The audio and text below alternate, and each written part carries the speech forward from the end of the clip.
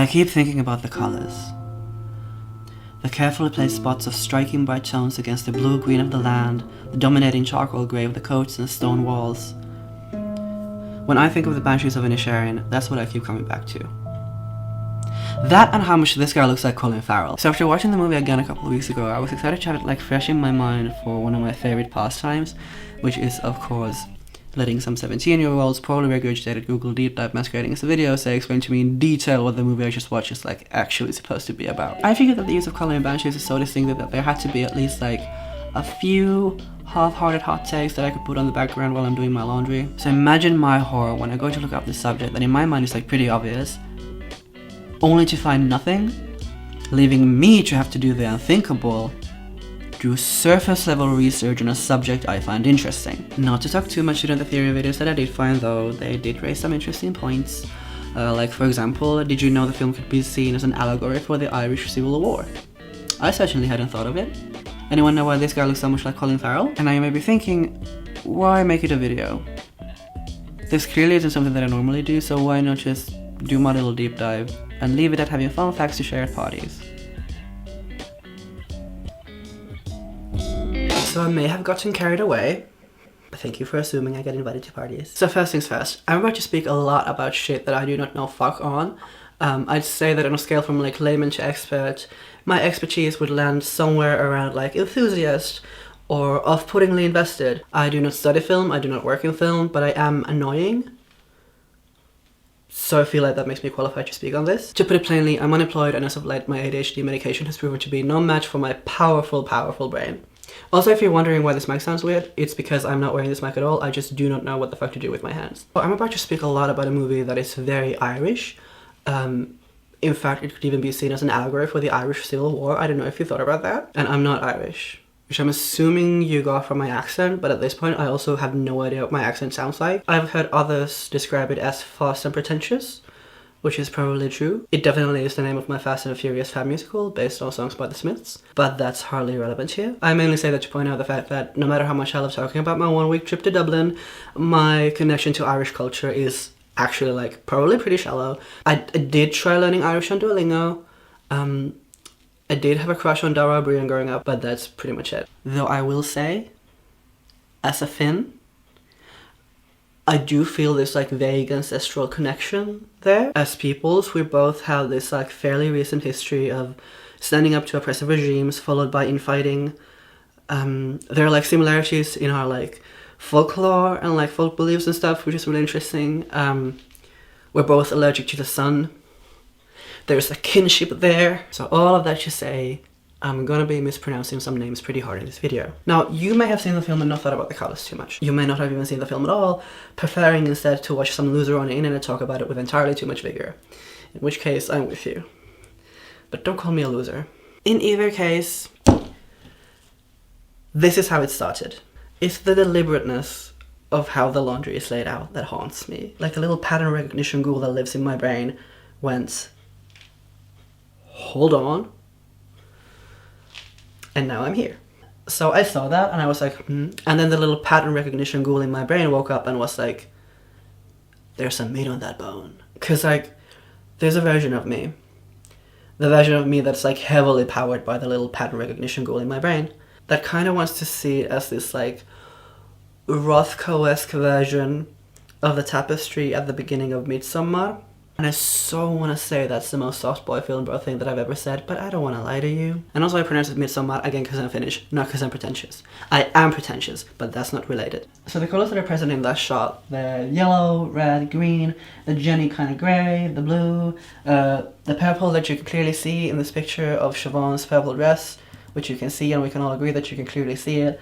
Those colours are pretty much what dominate most of the wardrobe and landscape in Banshees of Inisherin in general. So if you were to look at the film through the lens of commonly agreed upon colour symbolism in Western media, and why would you not, you're a fun person, you can see that these are like some clear classic colours. And then when you add in where the film takes place and when the film takes place, you'll obviously have some like nice extra crunchy contextual layers. For example, you might have noticed that one of the colours that I mentioned is one that is traditionally associated with Ireland in general, and that colour, of course, is blue. Now, I was all excited to learn about this and use it as like a fun little gotcha, But then I realized that my source for this was the National Geographic website for kids.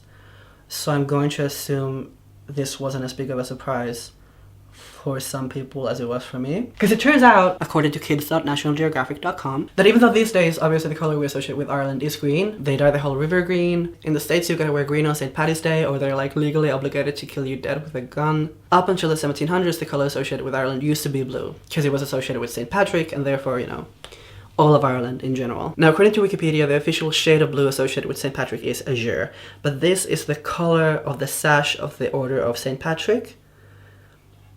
You call that azure?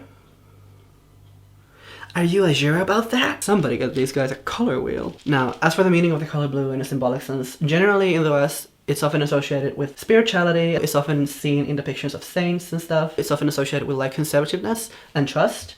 Think of like police uniforms or the branding of European right-wing parties. I don't know about you, but nothing evokes more trust in me than a right-voting cop. As for the dark blue though, in Banshees, I think it specifically denotes like progress. And not like the politicized progress, like the nice kind of progress that lets like gay people vote and makes men illegal. Almost like this like morally neutral progress. Instead of progress as in like, oh, times are changing or values are changing, it's just, oh, I'm changing. The journey that I am personally on is progressing.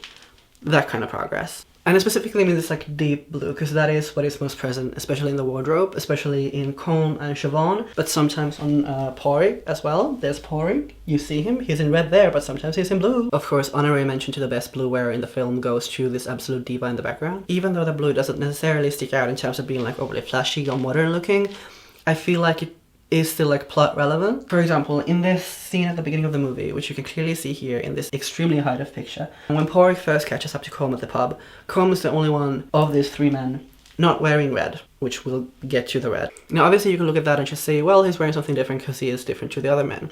Cool. But in the dialogue that follows, we find out that he is different to how he was the last time he and Pádraig spoke. He has undergone like a change, like a deep spiritual change in his own journey.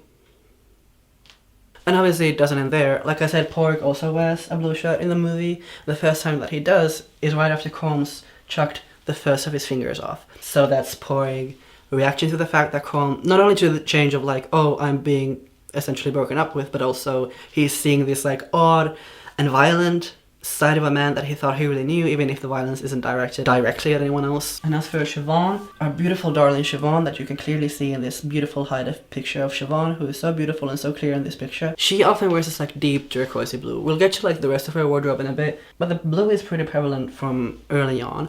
I think the first time we see the specific like shade of blue on her is when she's reading her book and asks Pádraig if he never gets lonely. So that's very like blue dabba-dibba-di-die. Dabba-dee-dabba-die, you know? Now, as for the diva in the background, when you see blue as a symbol for change, it's pretty easy to see how a child wearing blue would denote like the inevitable change that comes to your community with a new generation. Or then she's just going through something, I don't fucking know. Maybe they're getting a divorce. And then there is, of course, the colour we do associate with the Irish. You think of Ireland in the summer, you think of the Irish in the summer, you think of red. And again, I'm saying this with such solidarity. I'm saying this as someone who was 27 before they learned that despite what their mother told them, getting a sunburn wasn't a natural part of the tanning process. I can't wear green hats in the summer or I look like Bob from VeggieTales. Now red, of course, is one of the first colours that people like to mention when talking about colour symbolism in general, because our brains are pretty much trained to have a strong reaction to it. And even though the symbolic meanings that we have then attributed to the colour differ between cultures, usually the connotation is that it means something strong. And even though in the West it's often associated with like dramatic things, like passion or lust, things that can be like desirable, desire itself, for example, it can also mean like dangerous things, you know, like violence or the English. But now in contrast to blue, in Banshees I think red stands for tradition and to an extent community, or specifically like the communal elements of tradition. Like I said, it's a colour very commonly worn by the main cast and extras alike. And in an interview with IndieWire, the costume designer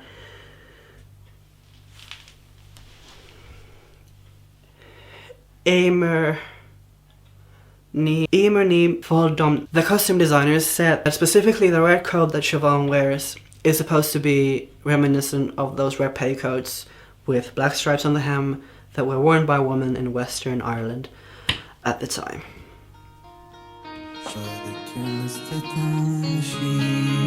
Now I know that tradition can be like a very loaded word. We can use it to mean different things. The tradition in traditional folk beliefs is very different to the tradition in traditional family values. Like our temporal point of reference is pretty quick to change. But much like how I associate blue with progress in Banshees, the way I would associate red with tradition is very much just how it relates to the collective habits of a community. It's just something that a community does and is. And something that this community does is wear red. I'll look good as fuck doing it. Now, of course, considering the greater context of the film, there is another context. And if you associate red with just like the general tradition of an area, like obviously there is the presence of the English that has influenced it, sure. But in terms of it actually being like an illicit reference to contemporary England, I think there's only one instance where it kind of applies, which is the mailbox thing. And obviously you could say this them just like repainting over like old beliefs and old customs with those like newer ones. But I mean, it's a mailbox. It's a red mailbox that they're painting green. It's the way that they communicate with the outside world. Irish mailbox. But apart from that one scene, I don't really see red as being representative of contemporary England in Banshees of Inisherin. Then there's also Colm's house. And I think the dorsal symbolically like really interesting is obviously in this context it could also represent like the volatile and at times like extreme nature of Colm's, especially when you compare it to like this green that we will get to of like Porrick and Siobhan's house. But then it is also like tradition. Because obviously Colin really cares about, you know, tradition. And again, I'm not talking about tradition in like a traditional family values, but as like folk tradition and cultural tradition. Like this is very much what he talks about when he says he wants to like change his life and be remembered. It's very much, oh, I want to do this thing so that I will be part of this thing that is bigger than myself. Hence, red window trim. Traditional guy, but not in the traditional family value sense, because I like him and I say so. There's a lot of like fun and delicious mirroring, and one of these instances is, well, just in the fact that there is like the red door that Colm has and then the green door that Siobhan and Porrick have. But specifically there are scenes through different window trim. There's a scene of Siobhan in the shop with the green window trim, and then there's Colm playing his fiddle in his house through the red window trim. So that's like symbolism. Although then if you compare these two houses in general, there are like interesting differences, because again, Colm's house is like really like visually striking outside, inviting and intimidating in equal measures. Then you have this beautiful cozy cottage that Porrick and Siobhan live in, where on the inside it's much more like muted. And then there's Colm's house, which is like very like yellow and bright and cozy in a different way. It's very much like a studio or a workshop. Another thing that the costume designer said is that Colm dresses like he's possibly been to the mainland, and like he's dressing like how he thinks a poet would dress. And I think it also shows in the interior of his home. It's like cozy and homey, but not necessarily domestic in the way that Porrick and Siobhan's home is. It's very much like art boy core. So the green yellow walls in Colm's home bring us neatly to our next color, yellow.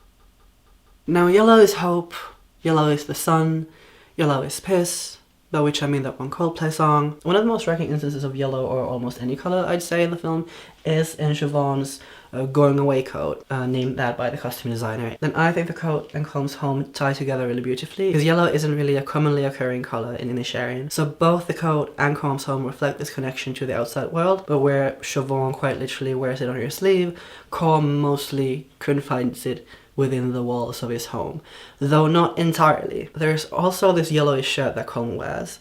I describe the shade as an earthy saffron, because I doubt the person who dyed it would appreciate me calling it vibrant baby shit. Turns out saffron yellow is a common colour of linta, which was a type of shirt commonly worn in Ireland and Western Scotland up until the 1500s, when it was banned by the Dublin Castle administration, also known as the Fashion Police. And so Colm's shirt harkens to this time of pre-colonial tradition in his land, except not really, since the details in Colm's wardrobe were specifically designed to reflect the fact that he travelled. Quote, "There's that element of not vanity, but a knowingness of somebody who has travelled to the outside world at some point and brought back ideas of what a poet or a musician should look like." Hence the decor, the vests, the hips, the tits, the lips, the waist.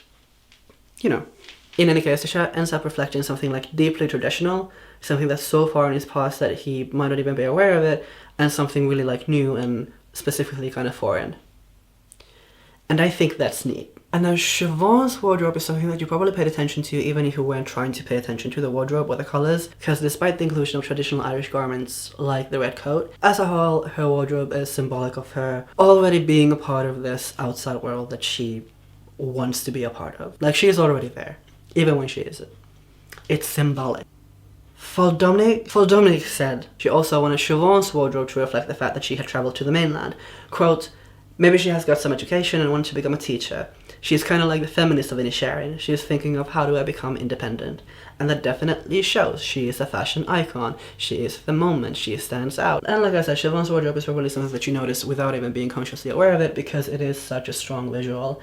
And there are so many, like, pardon the pun, layers. Like, for example, the red coat that I mentioned. There's a scene where she wears the red coat, and then over that, she wears her going away coat. Like, that's pretty clear symbolism. You don't have to consciously pick it apart to get the fact that that means that she's, you know, bisexual. Siobhan's wardrobe is just a really good example of one of those things that is, like, really satisfying to pay attention to when you're watching the movie, like a second or a third, or what are you, the rewatch police? That amount of times. And now, finally, we get to green. Sorry to blue ball you before. Or should I say green ball? Like we established, and like you probably already knew, green is obviously associated with Ireland. Has been since military commander Owen O'Neill used the green flag to represent the Confederation of Kilkenny against the authority of the English crown in the Great Irish Rebellion of 1641. As we all know, it's from the sense of unity that green became associated with specifically the national identity of the Irish people in general. So even though Ireland is a very green place, there's more to it than look outside green, me wear green also. Much to my surprise. It's more like I wear green, you wear red, you want me dead because I wear green, therefore I wear more green, you English asshole. As I understand it. And I do understand. Now, I'm pretty sure that if you took every color in this movie and put it into one of those, like, word cloud generators, it wouldn't work because colors aren't words. But if you find a color version of it, it'd mostly be green. Which is to say there's a lot of green in this movie. My theory? It's because of all the grass. I kept trying to approach green in this film from, like, a fun angle. But all I keep coming back to is the scene by the lake, where Dominic walks up to Siobhan, makes his awkward but heartfelt move. Siobhan lets him down and says yes she can, and as he walks away, the subtle dark green of his clothes makes him melt into the landscape, and he walks away a dead man. It's very ashes to ashes, grass to grass. And now, Dominic's wardrobe is muted to the point that when I read a thing where a costume designer referred to one of his jumpers as purple, I just didn't believe them. Like, maybe the costume designer got it wrong? But no, I was just mad at the thing I decided to be obsessed with. It's fine. Now, of course, like I said, a lot of the characters wear really muted colours. A lot of them, though, have, like, an accent colour here or there. And by here or there, I mean it's always a funky coloured shirt under a vest, because some things just never fucking change. And Dominic, who I'm finding it very easy to call Dominic as opposed to Red Boy, which is exclusively how I refer to him in my notes. Dominic, on the other hand, is only ever in, like, dark, dusky colours. And obviously this is just my interpretation, but you might agree with me here. That probably means that he is emo. Just kidding, I think it means he's lonely, but same diff. So, to elaborate, aside from Porrig and this potential that he sees in Siobhan, like potentially, probably, maybe one day understanding him, he feels separate from the only community he has or can ever see himself having. And like with Siobhan, his wardrobe reflects the way that he feels different to his community, although with him it is, like, arguably more subtle. For Siobhan, her feeling of not necessarily belonging in Inisherin is more due to the fact that she feels like there's so much more out there that she wants to be a part of, that she already is part of. For Dominic, there's really only Inisherin. There's the life that he has lived and the life that he has seen the people around him live, and even though he has this, like, desperate or brave hope that one day it will be better, and one day he will leave the house of his abusive father and he will share life with someone who is good to him, that one day he will make a safe home for himself and someone that he cares for in this village, even if this village has never cared for him. He places all of that hope in Siobhan. To Dominic, Siobhan is like everything good that he could ever see himself having, so when she inevitably lets him down, it doesn't matter how nice she is or that he accepts it. It just is the dying of the one light that he could see at the end of the tunnel. Siobhan's path is to live in Inisherin and grow into this brand new world that she longs for, but that world just doesn't really exist for rat boy Dominic. Fuck. They have their little talk by the lake. He walks away. The next time we see him, his lifeless pale face looks up among the murky, dark waters of that same lake, having surrendered to the landscape that shaped him. I'm gonna be honest, I don't really know how to move on from this, so this is a fan cam made of Dominic set to MCR.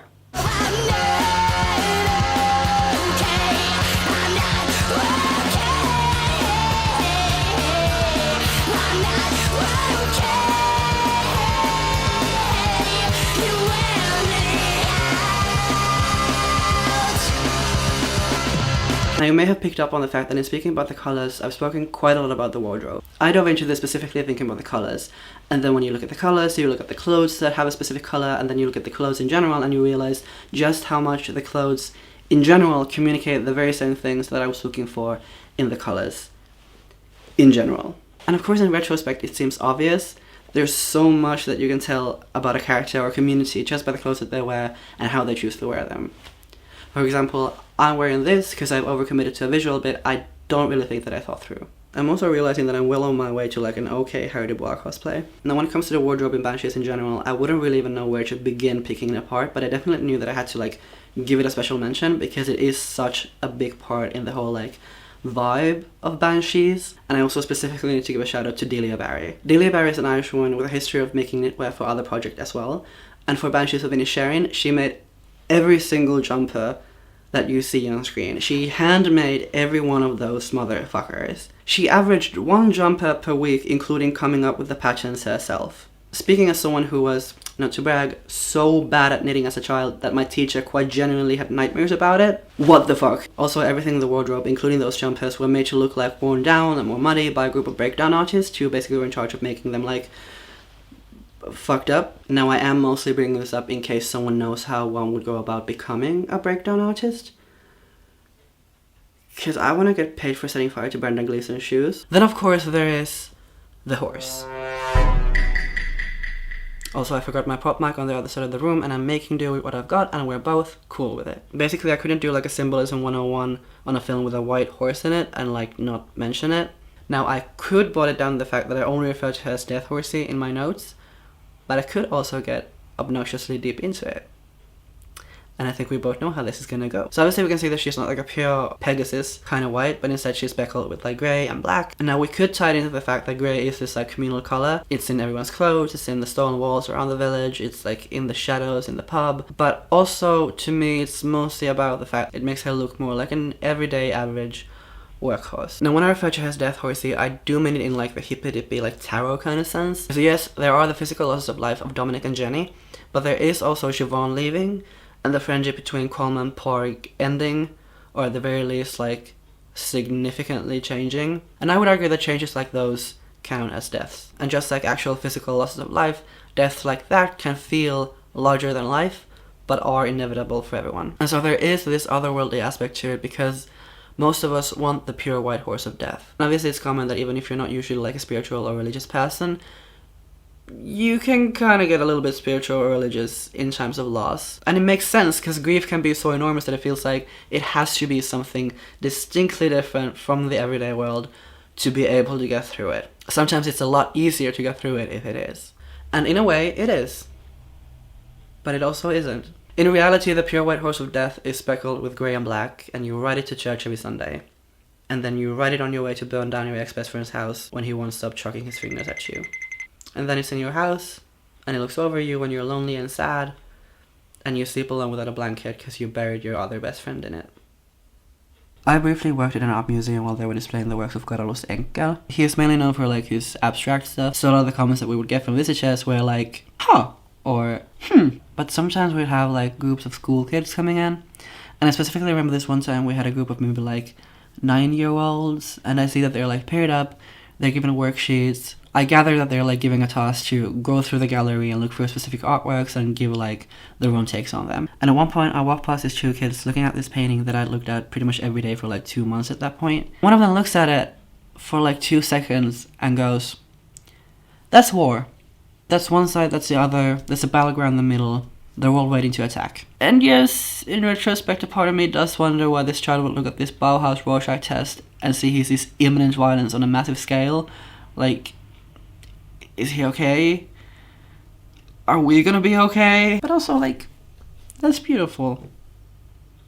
I just thought it was a T. Which is to say that I'm not operating under the assumption that my take on any of this stuff is, like, objectively correct. To an extent, I do not think that it can be. And although sometimes I do struggle a lot with the fact that a lot of this, like, interpretation stuff is very subjective, it is also kind of what makes it worth anything. Like, that's why we care about any art in general. That's why we want to talk about it, because it is so subjective. It is always just like a mirror, so, you know, when I look into the mirror, I'm describing a different thing from when you look into that. You get the metaphor. I'm so fucking tired. I've been filming for 4 days straight. So before I sign off, I wanted to get meta for a second and talk about what I actually care about when I care about this stuff. It's like that book, what I care about when I care about this stuff. Here's a fun brand new fact about me that I haven't mentioned at all during the course of this video. My brain does this thing where it recognizes patterns. And I obviously know that there's a word for it. Indigo child. And the thing is that sometimes it's helpful, like it can be entertaining, definitely, but I have such a hard time not attributing like deeper ontological meaning to those patterns that I see, even if I do believe that the patterns that I'm noticing are just a string of coincidences. Because even though to me the objective truth is that just like self-described empaths often mistake their hyper-anxieties as being able to read another person's mind, looking for a deeper meaning in a string of coincidences is just projecting your own fears and anxieties into the world. But the thing is, it doesn't matter how much I know that, because at the end of the day, there is still that fucking bug in my brain that says that if I find a 20 on the parking lot of the church, it means that God is real and looking out for me, and therefore I should convert or re-enlist or whatever the fuck. And then it starts going beyond that. It stops being just like a carrot or a stick from a God that doesn't exist to me. I start to see things as like omens, which is an incredibly dramatic word for ladybug in the house, someone gonna die. And again, it's not that I actually believe in these omens either, but the parasites, the little bug in my brain refuses to let it go, because what if someone who does know better is controlling all of this? Wouldn't that be something? So at its worst, this kind of thinking has made me incredibly anxiously superstitious and incapable of looking at the world around me without the added lens of fictional tropes and themes. Like, you know how people will say, last night was a movie when they're talking about, like, partying? Well, when I say that, and I do, it means that last night, recurring thematic elements in my life came together in a narratively satisfying way. Still think I get invited to parties? And of course, I recognize that all of this is like a very human part of me. Superstition is like a very easy rest off for my anxious brain to go, okay, see, it all makes sense. You may not know the rules, but someone else does, and they're making sure that you get what you should. But then this anxiousness in my brain is in direct conflict with the fact that I know that life doesn't work like a movie. Like everyone else, I know that life is a gradual series of revelations that occur over a period of time, but does the gremlin in my brain know that?